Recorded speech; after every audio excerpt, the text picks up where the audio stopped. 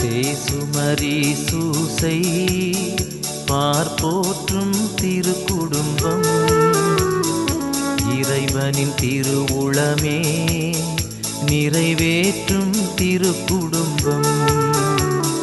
சேசுமரி சூசை பார்ப்போற்றும் திருக்குடும்பம், இறைவனின் திருவுளமே நிறைவேற்றும் திருக்குடும்பம்.